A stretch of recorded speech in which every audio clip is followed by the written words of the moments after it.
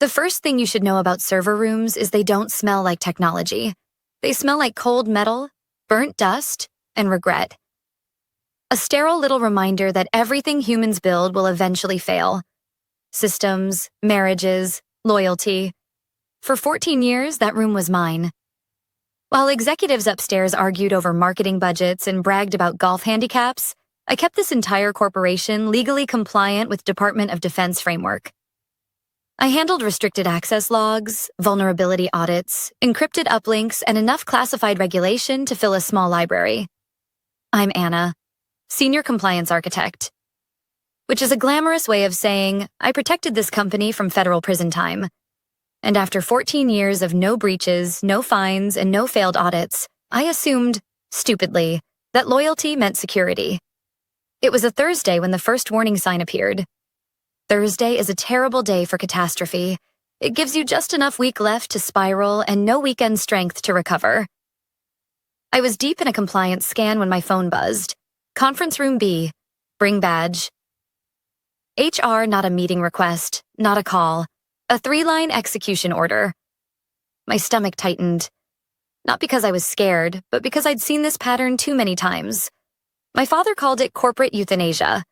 Hiring a new CFO, and suddenly entire departments became cost centers instead of human beings. I walked into the room. Frosted glass, expensive chairs, air conditioning set to Arctic hostility.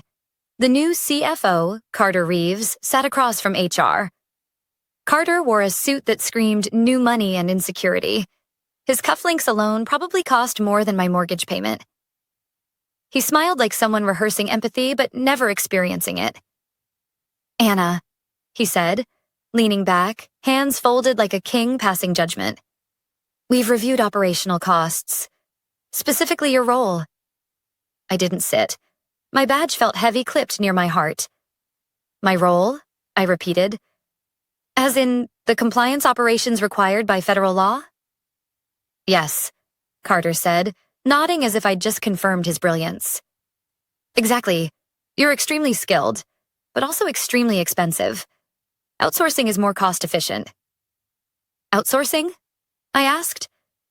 For restricted federal-grade security operations? He didn't blink, because he didn't understand the question. We found a firm overseas, very agile, very affordable. They'll take over immediately. We'll need your badge and physical authentication token before end of day. For a moment, the room was silent except for the sound of the clock ticking behind him, loud enough to feel deliberate. I stared at him. Not angry, not shocked, just disappointed by the predictability. Carter? I said quietly. Does this outsourced team have clearance for DoD-protected infrastructure? He actually laughed, a light chuckle, like he was humoring a child. It's just data, Anna. Numbers, files. You compliance people love dramatizing it. Just data. 14 years of protecting confidential troop logistics, cyber defense testing models, and encrypted routing frameworks. And to him, it was just data. My throat burned, not with sadness, with clarity. I removed my badge slowly and placed it on the table. Then I pulled my hardware token from my pocket, a small key that controlled the root access gate to the secure network, and set it beside the badge with a soft, final click. Carter smiled, relieved. He thought he had won something. You're handling this professionally, he said. We appreciate it. I'm sure you do. There were 100 things I wanted to say. How compliance exists to prevent disasters caused by men like him. How trust, once broken, doesn't repair. It detonates. How cutting corners always costs more in the end. But instead, something colder settled inside me. I nodded once and said, good luck. I walked out without grabbing a thing. Not my notes, not my network maps, not the handwritten password warnings taped under my keyboard. Some lessons must be learned the hard way. Outside, sunlight hit me like an insult. I sat in my car and exhaled for the first time in what felt like hours. Not one tear fell, because I wasn't heartbroken. I was free. And somewhere deep inside the building behind me, a system I built, a system designed to assume sabotage before incompetence, was ticking toward midnight. And tomorrow? Tomorrow, Carter Reeves would finally learn the difference between saving money and losing everything. The strange thing about losing a job after 14 years isn't the shock. It's the silence. Not just the absence of emails or system alerts or coworkers asking for help.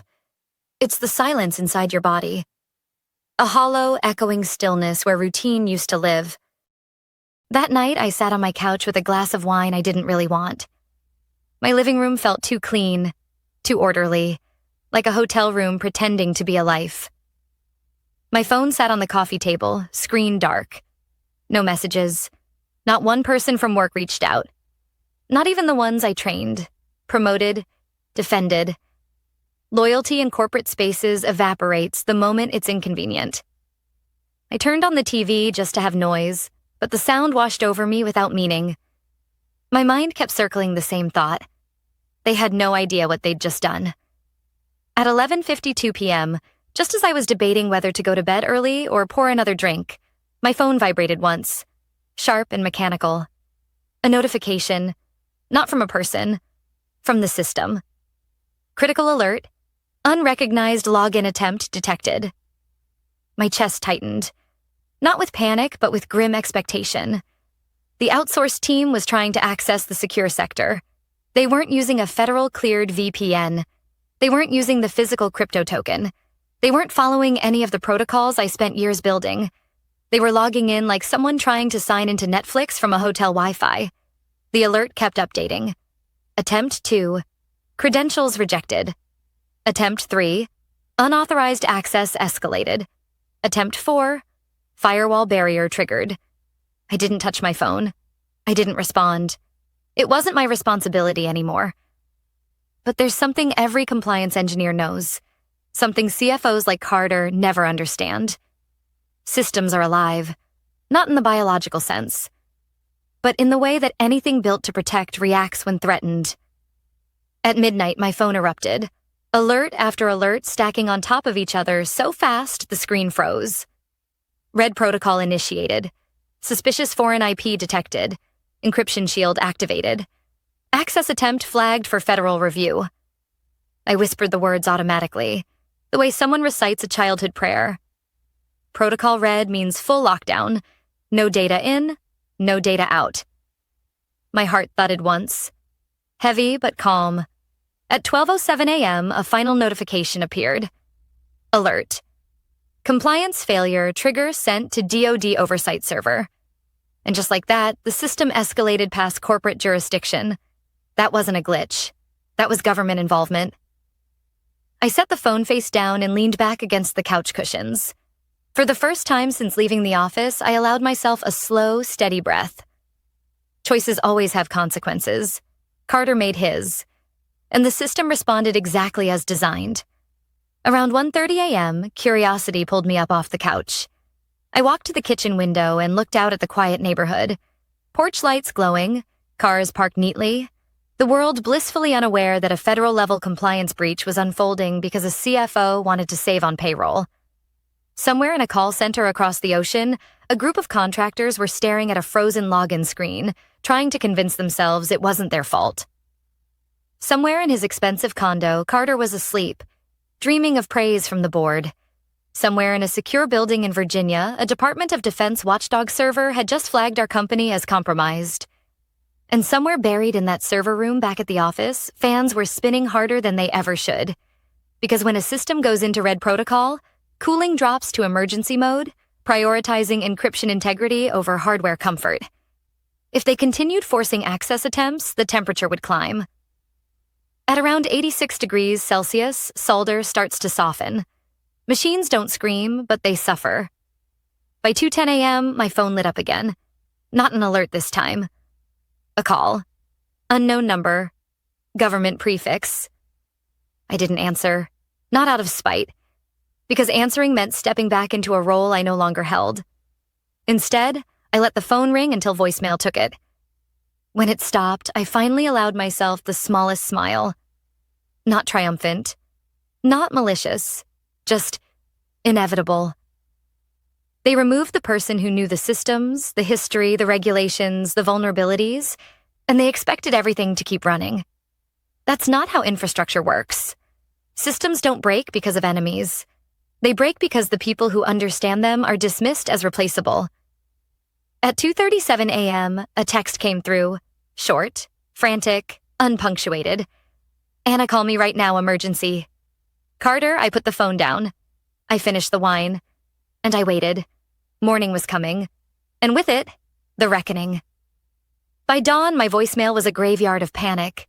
11 missed calls from Carter, 4 from an unfamiliar Washington number, 2 from the CEO, whose number I'd never seen on my phone before.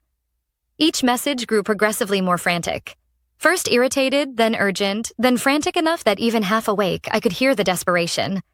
The last one, time-stamped 6:42 a.m., was only 5 words. "They're here. Please call back." I didn't. Instead, I made coffee. Strong, black, the kind that wakes every nerve in your body whether you're ready or not. While it brewed, I opened my blinds. From my apartment window, the city was still waking up. Commuters dragging themselves to work, delivery trucks unloading groceries, joggers pretending mornings felt good. Meanwhile, just 2 miles away, an entire corporate headquarters was descending into chaos. My phone buzzed again. This time, a text from someone I actually recognized. "Mia, HR. Anna, are you awake? There are federal agents here. The building is sealed. They're asking for you. Please respond." For a moment, I just stared at the message. This was the same woman who avoided eye contact with me yesterday while escorting me out like a security threat. Now she wanted help. I locked my phone and set it face down on the counter. Actions have consequences. At 7:18 a.m., another message appeared.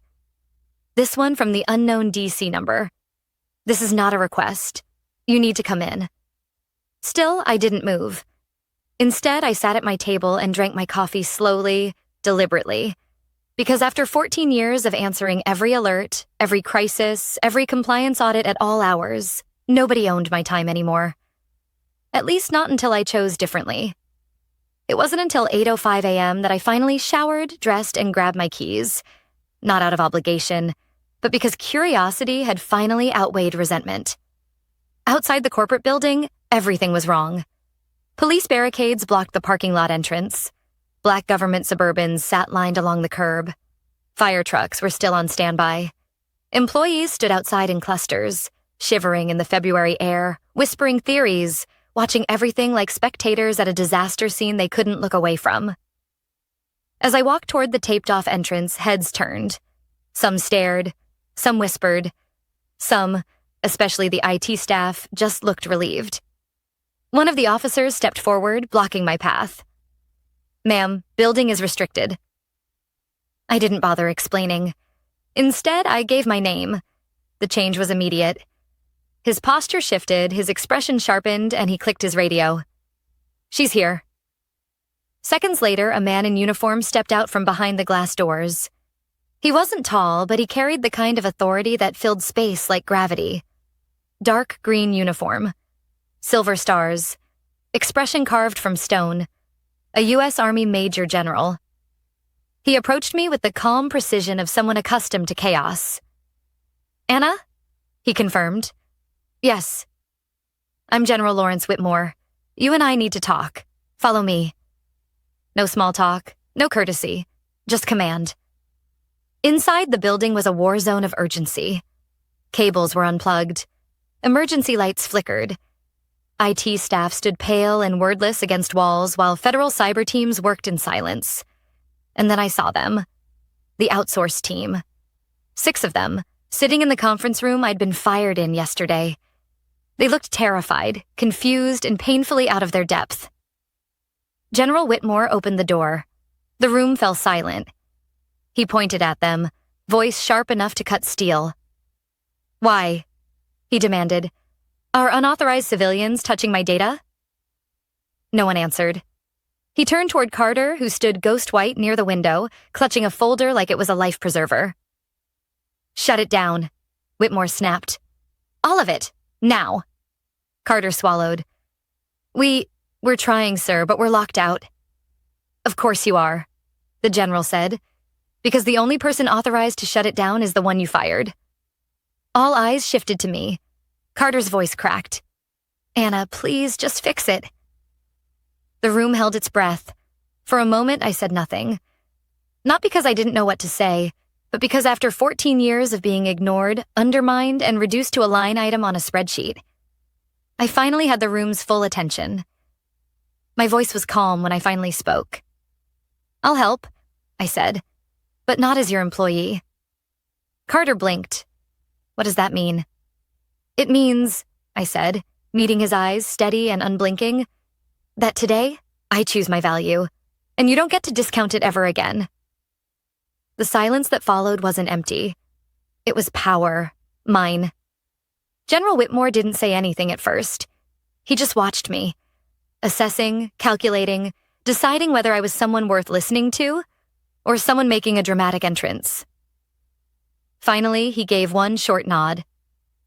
"Terms?" he asked. I appreciated that. No pretense, no pretending I still worked there.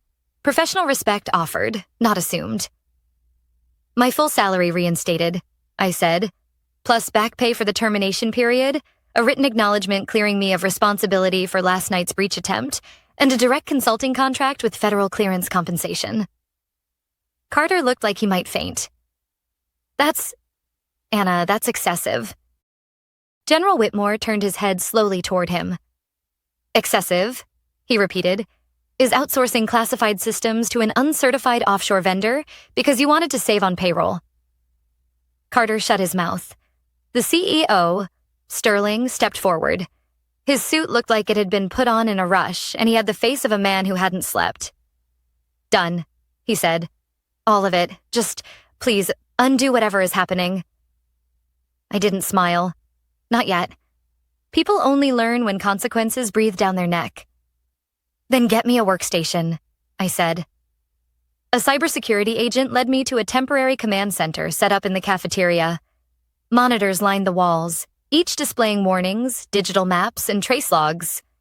The room hummed with tension, the kind that makes your skin tighten. My system, my architecture, was holding. But it was angry. A specialist handed me a laptop already connected to the local secure network. "Credentials?" I asked. "We couldn't restore your account," he said. "Everything's locked behind the physical token." Of course it was. "Then I need the token." Carter stepped forward with it, held between his fingers like it might explode. His voice was shaky. "It was in a drawer. I didn't know what it did." I met his eyes. "That's the problem." I plugged it in. Immediately, the system recognized me. A text prompt appeared. "Welcome, lead authority. Override lockdown? YN, not yet." "First," I said, typing rapidly, "we're going to trace every attempted login, confirm no data left the perimeter tunnel, and verify encryption integrity." The next minutes were silent except for the clicking of keys and the distant murmur of agents speaking into radios. General Whitmore stood behind me like a shadow. Arms crossed, posture military perfect. Finally, the confirmation logs rolled onto the screen. No data exfiltration detected. Lockdown successful. All unauthorized systems blocked. I exhaled slowly. We weren't dealing with a breach, just incompetence. "Good news," I said. "Nothing got out." The room reacted, not loudly but visibly. Shoulders dropped, air released. The kind of relief that comes when the worst-case scenario backs off. Whitmore nodded once. "Restore systems." I typed the final command. Override accepted, rebooting networks, returning to operational mode. Within seconds, alerts on the wall monitors shifted from red to yellow, then a clean, cool green. The crisis was over. But my part wasn't. I unplugged the token and stood. "All right," I said to the leadership cluster standing nearby. "Now we discuss the aftermath." Sterling cleared his throat. "Anna, we appreciate—" I cut him off. This wasn't an accident. This was a preventable failure caused by a financial decision made without understanding the risks. You didn't just cut payroll. You cut the only firewall between this company and federal disaster. Carter stiffened, defensive even now. I didn't expect the system to react like that. You weren't supposed to expect, I said. You were supposed to ask. Silence. Real silence. The kind that means people are finally hearing what they ignored before. General Whitmore stepped forward. Ms. Lawson, he said, his voice carrying authority and finality. The Department of Defense will be assigning a permanent liaison to this organization. And you, he pointed at Carter, will provide full cooperation while internal compliance is audited. Carter swallowed hard. Sterling nodded again, defeated. And Anna. The general continued, turning back to me. You are now the primary point of contact for all security and compliance matters. Effective immediately. I finally allowed myself the smallest smile. Understood. As the room dispersed, executives scrambling, agents packing equipment, employees whispering, I stayed still for a moment, watching the monitors fade back to normal. One of the junior IT analysts, Michael, someone I'd trained years ago, approached. His voice was quiet. You're really coming back? I looked at the screens, at the people, at the building that had treated me like a line item, and then at the reality I'd just reshaped in less than an hour. Yes, I said, but not as who I was. He nodded, relieved. I walked toward the exit, feeling the weight of the moment settle into place. Not heavy, but grounding. Sometimes revenge isn't loud. Sometimes it's simply being the one they can't replace. The building felt different when I walked back through it later that afternoon. Not louder or busier, but aware. Like the walls themselves knew something had shifted. People glanced up from desks as I passed. Some curious, some relieved, some suddenly very interested in their screens. Respect isn't always loud. Sometimes it's the absence of dismissal. My temporary badge was waiting at reception. Temporary, because the new one required federal clearance formatting. The receptionist handed it to me carefully, like it was made of glass. Welcome back, Anna, she murmured. Funny how fast tone changes when someone realizes you were the foundation, not the furniture. I took the elevator to the top floor. The doors opened to a hallway lined with thick glass and silence. My new office, Carter's old one, sat at the end overlooking the city. The nameplate had already been replaced. Anna Lawson, Lead Systems Director and Federal Liaison. A title that didn't exist yesterday. Inside, the desk was spotless. No trace of Carter except a faint cologne smell in the leather chair. I opened the blinds, letting sunlight fill the space. Not harsh, warm, honest. My laptop was already waiting, freshly imaged, access restored. Before I sat, someone knocked. Sterling, the CEO.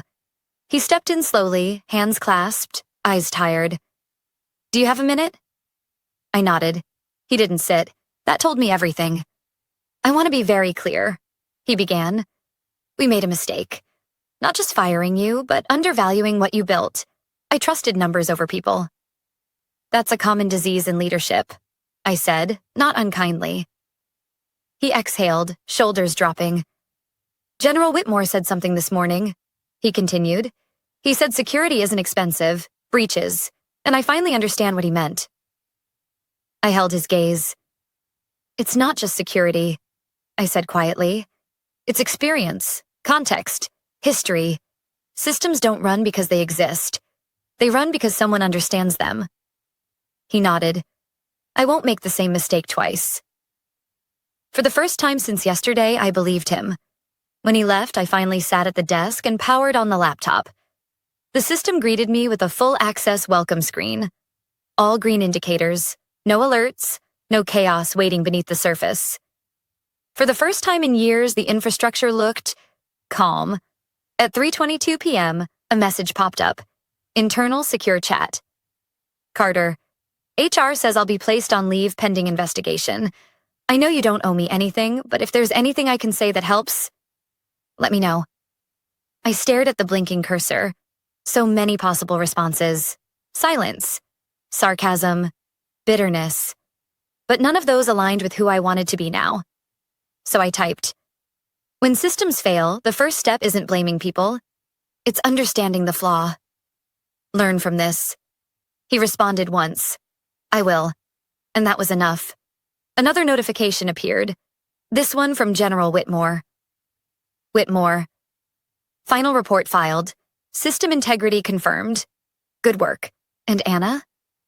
Don't let them shrink your role again. I typed back. They won't. Then I closed the chat. Outside the window, traffic moved like a steady pulse. Lives continuing, oblivious to the near disaster that had unfolded. People always assume betrayal feels like fire. Anger, explosion, chaos. But the truth? Real betrayal feels like cold air. A sudden emptiness where trust used to live. And revenge, when it's done right, doesn't feel like destruction. It feels like clarity.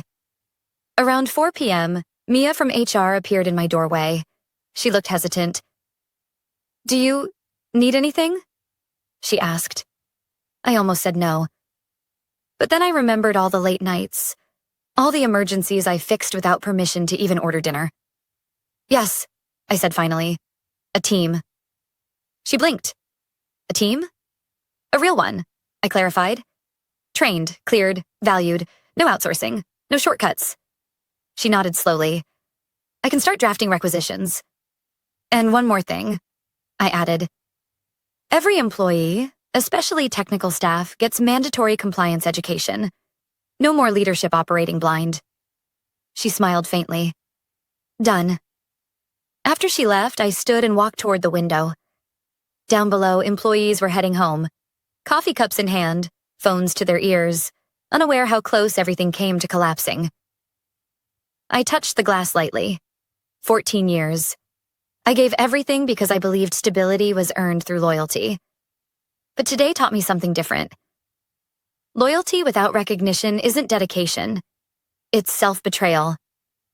And sometimes the most powerful thing you can do isn't fight when they underestimate you. It's step back, let the system show its teeth, and then return, not begging for space, but taking the one only you can fill. As the sun lowered behind the skyline, I turned off the lights in my new office. Tomorrow would be rebuilding. Today was closure. And walking out of that building, not as someone discarded, but as someone irreplaceable, I finally understood the message beneath everything that happened. Never let people convince you that your worth is measured by their ability to understand it. Some only learn after everything falls apart. And some, like me, learn just in time.